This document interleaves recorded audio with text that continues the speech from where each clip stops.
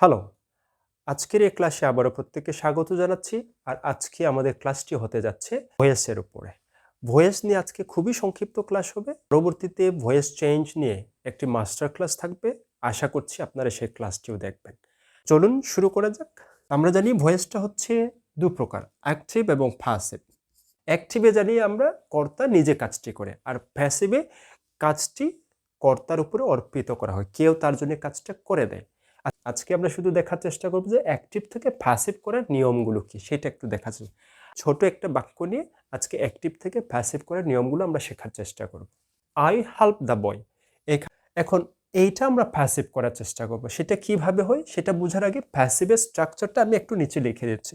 প্যাসিভের structure হয়ে হচ্ছে subject plus একটা বি ভার্ব আসবে, প্লাস বি ভার্বের পরে একটা V3 আসবে, এরপর একটা প্রেপোজিশন হয়। অ্যাকচুয়ালি একটা প্রেপোজিশন হয়, তবে ম্যাক্সিমাম ক্ষেত্রে যেহেতু প্রেপোজিশন বাই ব্যবহৃত হয়, আমি বাইটা এখানে দিচ্ছি, বাই।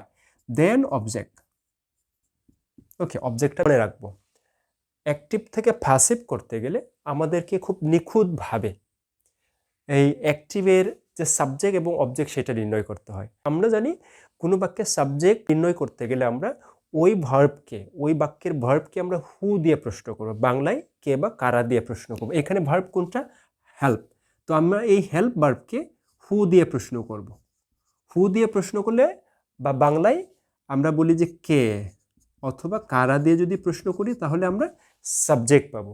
আমরা যদি এখানে কে বা কারা দিয়ে বাক্যকে প্রশ্ন করি তাহলে কে সাহায্য করে? Who helps? I help. তাহলে আই, তো আই হচ্ছে এখানে সাবজেক্ট, এই আইটা হবে এখানে সাবজেক্ট, এই আইটা হবে সাবজেক্ট।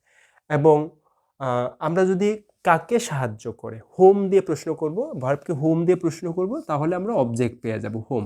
এই হোম দিয়ে হোম ডু আই হেল্প, আমরা এখানে পাবো কি? দা বয়। এই হোমের উত্তরে আমরা দা বয়কে পাবো, এই দা বয়কে পাবো। তাহলে এই দা বয় হচ্ছে এখানে অবজেক্ট। ওকে, এবং অবজেক্ট নির্ণয় হয়ে গেছে। এখন অ্যাক্টিভ প্যাসিভ করার নিয়মটা আমি সংক্ষেপে বলি আগে। অ্যাক্টিভ থেকে আমরা যখন প্যাসিভ করব, তখন অ্যাক্টিভের যে অবজেক্ট থাকে সে প্যাসিভের সাবজেক্ট হয়ে যায়, এবং বি ভার্ব ব্যবহার করব। এই বি ভার্ব ব্যবহারের একটা নিয়ম আছে। মেইন ভার্বটা আমরা জানি যে সবসময় প্যাসিভে মেইন ভার্বটা সবসময় V3 হবে, V3, এটা সহজ। ওকে, কিন্তু বি ভার্ব নির্ণয়ের ক্ষেত্রে আমাদের প্যাসিভে যে সাবজেক্ট হিসেবে বসবে তার নাম্বার পার্সন দেখতে হবে, এবং অ্যাক্টিভে যে ভার্বটা আছে এটা কোন টেন্সে আছে সেটা দেখতে হবে। তাহলে বি ভার্বের জায়গায় আমি একটু লিখে রাখি যেন মনে থাকে আমাদের সাবজেক্টের নাম্বার এন্ড পার্সন। অ্যান্ড আরেকটা জিনিস বিবেচনা করতে হবে, সেটা হচ্ছে টেন্স। এই দুটো জিনিস চেঞ্জ করে আমাদের বি ভার্বটা আনতে হবে। যদি ভার্বটা প্রেজেন্ট টেন্সে হয় প্রেজেন্ট টেন্সে আনতে হবে। পার্সনটা যদি থার্ড পার্সন সিঙ্গুলার হয় থার্ড পার্সন সিঙ্গুলারের জন্য উপযুক্ত একটা বি ভার্ব আনতে হবে। চলুন এই বাক্যের মধ্য দিয়ে আমরা বিষয়টা বোঝার চেষ্টা করি। আগেই বলেছি অ্যাক্টিভের যে অবজেক্ট আমরা জানি, এখানে দা বয় হচ্ছে অবজেক্ট, সে এখানে প্যাসিভে সাবজেক্ট হয়ে যাবে। তো দা বয়টা হচ্ছে সাবজেক্ট হয়ে যাবে। একটু যদি দেখি দা বয়, এটা কোন নাম্বার, কোন পার্সন? Third person singular. এটা আর আমরা জানি আমি বি ভার্বের তালিকায় দিকে দিয়েছি থার্ড পার্সন সিঙ্গুলার, এবং এটা কোন tense? Present tense. I help, present tense. Third person singular এবং প্রেজেন্ট টেন্সে আমরা বি ভার্ব হিসাবে ইজ ব্যবহার করি, তাহলে এখানে আসবে হচ্ছে ইস, দা বয় ইস। এবং স্ট্রাকচার অনুযায়ী আমরা দেখি প্যাসিভে মেইন ভার্বটা সবসময় V3 হবে।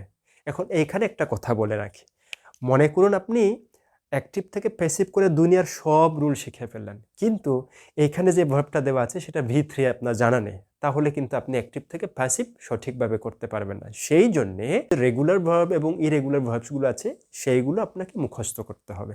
চলুন আবারও, তাহলে এই যে হেল্প বইয়ের V3টা কি হবে? মানে হেল্প, হেল্প হচ্ছে V3। দেন স্ট্রাকচার অনুযায়ী কি আসবে? একটা বাই আসবে। দেন এখানে যে সাবজেক্ট আছে, এই যে সাবজেক্ট, সে এখানে অবজেক্ট হয়ে যাবে। প্যাসিভে অ্যাক্টিভে যে সাবজেক্ট সে প্যাসিভে অবজেক্ট হয়ে যাবে। আর মনে রাখবো, অ্যাক্টিভের সাবজেক্ট যদি কোনো প্রোনাউন হয়, তাহলে এই প্রোনাউনের অবজেক্টিভ ফর্ম ব্যবহার করতে হবে। প্রোনাউনের অবজেক্টিভ ফর্ম, আয়ের অবজেক্টিভ ফর্ম হচ্ছে মি, আয়ের অবজেক্টিভ ফর্ম হচ্ছে মি, তাহলে এখানে হবে বাই মি, মনে রাখবো। তো আমি যখন প্রোনাউন নিয়ে আলোচনা করব সেখানে প্রোনাউনের সাবজেক্টিভ, অবজেক্টিভ এবং পসেসিভ ফর্ম নিয়ে বিস্তারিত আলোচনা করব। আজকে সবার সুবিধার জন্য আমি স্ক্রিনে প্রোনাউনগুলো সাবজেক্টিভ অবজেক্টিভ ফর্মটা দিয়ে দিচ্ছি। এখন একটু সবাই বুঝেছে কিনা আমি একটু টেস্ট করে নেব। আমি ইন্টেনশনালি এখন সাবজেক্ট অবজেক্ট এবং টেন্স পরিবর্তন করে দেব, তারপরে দেখেন আমরা করতে পারছি কিনা।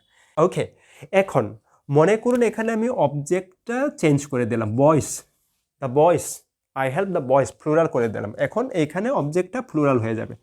এখন কিন্তু আমার এই বি ভার্বটা এখানে আর প্রযোজ্য হবে না, এখানে আমার প্লুরাল বি ভার্ব আনতে হবে। সেটা কি? আর। প্রেজেন্ট টেন্সে প্লুরাল বি ভার্ব হচ্ছে কি? আর। আমরা একটু বোঝার চেষ্টা করি বিষয়টা আবার। আর কেন আর? কারণ এখানে সাবজেক্টটা আমার থার্ড পারসন এখন প্লুরাল হয়ে গেল এবং টেন্সটা যেহেতু প্রেজেন্ট টেন্স এই জন্য আর এসেছে। এটা একটা দিক। এবার আমি আরেকটা জিনিস, ছোট জিনিস চেঞ্জ করে দেব। সেইটা হচ্ছে মনে করুন আমি এখানে কি করে দিলাম, এখানে হেল্প ভার্বটাকে আমি V2-তে দিয়ে দিলাম, ফার্স্ট টেন্সে দিয়ে দিলাম হেল্প। এখন আমার এখানে কি চেঞ্জ করতে হবে? যেহেতু ফার্স্ট টেন্স হয়ে গেছে তাহলে প্লুরাল এবং ফার্স্ট টেন্স এখানে আর প্রযোজ্য না। এখানে বি ভার্বটা কি হয়ে যাবে? ওয়্যার। আমরা দেখতে পাচ্ছি ফার্স্টে প্লুরালের জন্য আমরা কি ব্যবহার করছি? ওয়্যার ব্যবহার করছি। এইবার ফার্স্ট টেন্স থাকলো কিন্তু আমি এখানে নাম্বার পারসন চেঞ্জ করে দিলাম, তাহলে এখানে সাবজেক্টটা সিঙ্গুলার হয়ে যাবে বয়, বয়েস না হয়ে এখানে যাবে বয়েস। এখন কি হবে? যেহেতু আমার সাবজেক্টটা থার্ড পারসন সিঙ্গুলার হয়ে গেল কিন্তু টেন্স হচ্ছে ফার্স্ট টেন্স, আমার এখানে ওয়্যার কিন্তু আর প্রযোজ্য না। এখানে কি হবে? আমার এখন ওয়াজ আনতে হবে। কি আনতে হবে? সিঙ্গুলার একটা বি ভার্ব আনতে হবে। সেটা কি?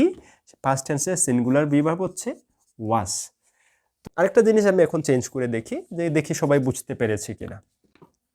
এখন মনে করুন এখানে আমি এখন শি দেই, শি হেল্প দ্য বয়। এখন কি করতে হবে? এখন কিন্তু এখানে আর মি হবে না। শির অবজেক্টিভ ফর্ম কি? শির অবজেক্টিভ ফর্ম হচ্ছে হার, তাহলে এখানে মি না হয়ে কি হয়ে যাবে? হার হয়ে যাবে, হার। তো ধন্যবাদ আমার আজকের এই ক্লাসটি উপভোগ করার জন্য।